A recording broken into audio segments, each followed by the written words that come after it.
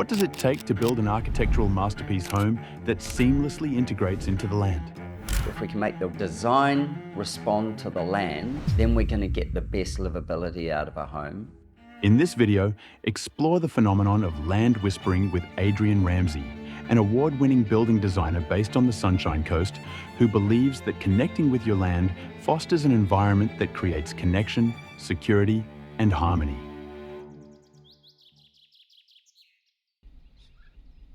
When you're looking at these different things that the landscape's telling us, it's got this long plane going up.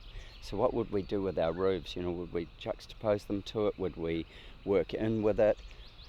That's all to do with where the light's going to come from first, but then also looking at the other things that nature's done to form this site and the way it's growing its trees, the size of them, the shapes of them. And then like this morning, we've got these two layers, so the tree shape and the cloud shape are almost exactly the same. We've got the light coming in from the east behind. So is there a cue in that tells us when we're designing, what would we use from that? What would we use in those shapes or softness? It doesn't say we would, just says, would we? In the relentless march of modern construction, we've created homes and neighborhoods that often feel sterile, isolated, and disconnected from the very land they occupy. Could land whispering be the sensible yet creative approach to combating that? With land whispering, one of the kind of superpowers of it is being able to switch on your alpha brain waves. Your alpha brainwaves are associated with a state of relaxed wakefulness, where you're calm but alert, making it an ideal state for creativity, meditation, and intuitive thinking. Your subconscious is actually taking in the full picture. It's hearing, feeling, listening, the wind against you. It's looking for the nuances. And it is aware of sort of a 360 degree of every part of it. And without getting too woo-woo, it's almost like being clairvoyant in what it's doing. It draws you into it.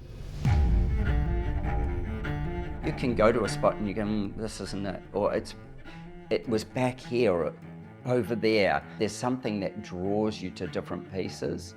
And then the home starts forming itself against the client's brief, against what you've understood from the client.